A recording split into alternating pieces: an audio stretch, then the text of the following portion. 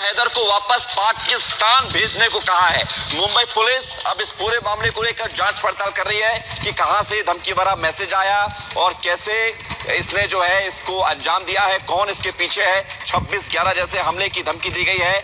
मुंबई से बड़ी खबर, पुलिस कंट्रोल रूम में ये फोन करके बताया गया है कि 26/11 जैसा हमला हो जाएगा। इसके अलावा सीमा हैदर को लेकर कहा गया है कि सीमा हैदर को वापस पाकिस्तान भेज दिया जाए।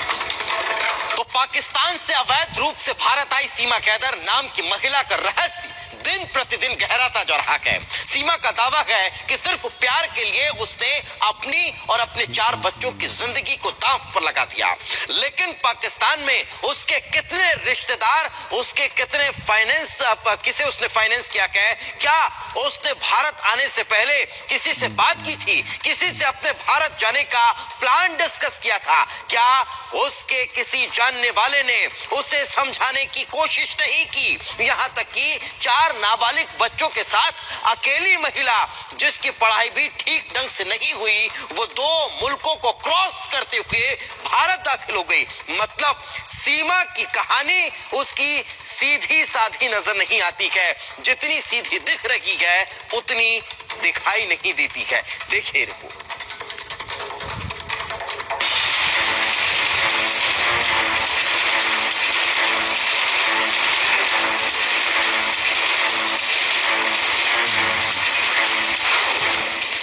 सवालों से परहेज, पाकिस्तान का विरोध, मैं वहां जाके मरने से अच्छा है यहाँ मर जाऊं। विक्टिम कार्ड का इस्तेमाल, पाकिस्तानी सेना से भी कनेक्शन, सीमा पार की सीमा के कितने राज, पाकिस्तान से भारत आई सीमा हैदर की गुत्थी हर रोज उलझती जा रही है। पबजी, प्यार, पाकिस्तान से होती हुई सीमा की कहानी नोएडा तक आ पहुंची है। भारत आने को लेकर सीमा हैदर के तमाम दावे हैं, जिसके मुताबिक कराची की रहने वाली सीमा की दोस्ती नोएडा के रहने वाले सचिन से पबजी गेम के जरिए हुई थी। फिर ये दोस्ती इतनी परवान चढ़ी कि सीमा अब सब कुछ छोड़कर पाकिस्तान से भारत आ गई। पाकिस्तान से भारत का सफर इतना आसान भी नहीं था। भारत आने के लिए सबसे पहले उसने पैसों का इंतजाम किया, फिर अपने 4 नाबालिग बच्चों के साथ नेपाल के रास्ते भारत आ गई। सुनने में ये एक फिल्मी कहानी लगती है, जिस पर एक अच्छी खासी फिल्म बन सकती है, लेकिन सामान्य जिंदगी में जितना आसान ये सारा काम दिखता है उतना है नहीं। एक अनजान आदमी जिससे सिर्फ फोन पर बात हुई है या वीडियो कॉल से उसका चेहरा देखा हो, इससे ज्यादा उसके बारे में कुछ भी ठोस जानकारी ना हो, उसके लिए अपना सब कुछ छोड़कर अपने 4 बच्चों के साथ भारत आना एक हैरान कर देने वाला फैसला है। हालांकि सीमा के मुताबिक प्यार की वजह से उसने अपनी जिंदगी का सबसे बड़ा रिस्क लिया है। मैं इनको शुरू से लेकर प्यार करती हूँ, ऐसा कुछ भी नहीं है। मेरे पे प्रूव है हमारी मोहब्बत के। मेरा मन मैं दिल से नहीं चाहती हूँ और ऐसा कुछ भी नहीं। ना ही हमें किसी ने पकड़ा, ना ही किसी को हम पे शक हुआ कि मैं पाकिस्तान से हूँ या इंडिया से हूँ, क्योंकि हम साधारण तरीके से रहते थे, कमरे में छोटे से में रहते थे। साड़ी, सिंदूर, बिंदी, चूड़ियां, तुलसी को जल देना, अच्छी हिंदी, इन तस्वीरों को देखकर लगता ही नहीं कि सीमा चंद दिनों पहले ही पाकिस्तान से भारत आई है। इन सब के बीच कुछ ऐसे भी सवाल हैं जिससे सीमा हैदर बचने की कोशिश कर रही है। लगातार मीडिया से बात करने वाली सीमा कुछ सवालों से बचने की भी कोशिश कर रही है। सीमा बोलना तो चाहती है, लेकिन अपनी पसंद का तीखे सवालों का सीधा और तार्किक जवाब देने की बजाय वो विक्टिम कार्ड खेलने की कोशिश कर रही है। जैसे कि एक इंटरव्यू में कलमा से जुड़े सवाल पूछने पर उसने इस सवाल को ही गलत साबित करने की कोशिश की। आपको अगर कलमा पढ़ के बताऊं तो आप क्या कहेंगे इसके बारे? आप कह रहे हैं मुझे कलमा नहीं आता, मैं हट गई। मैं कब हटी? मैं पढ़ना नहीं चाहती थी।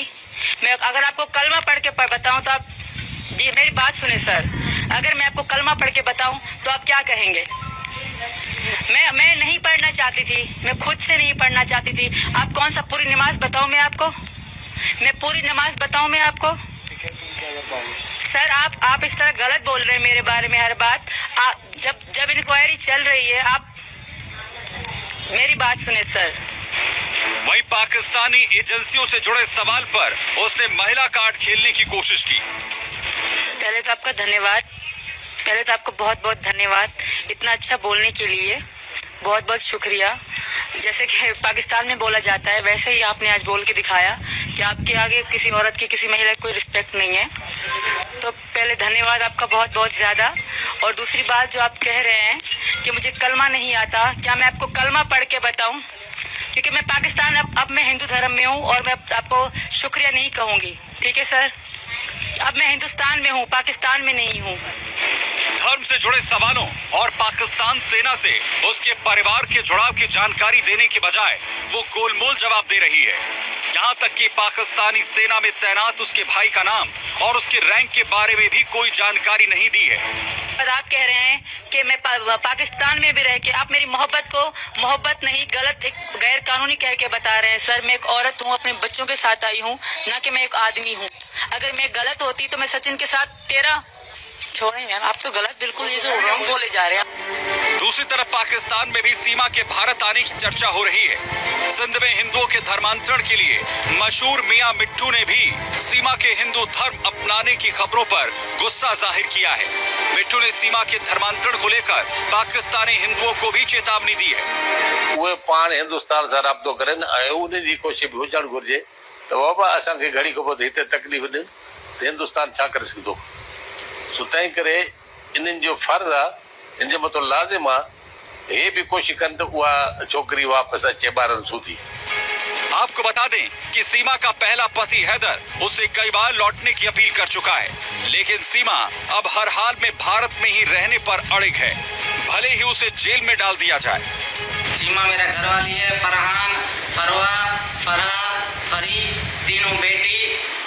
मैं मोदी सरकार को हाथ जोड़ के गुजारिश करता हूँ, अपील करता हूँ कि मेरे बच्चे मेरे हवाले करें, पाकिस्तान के हवाले किए जाए। मैं कभी भी नहीं जाऊंगी, मैं मरूंगी भी यहीं और जीऊंगी भी यहीं।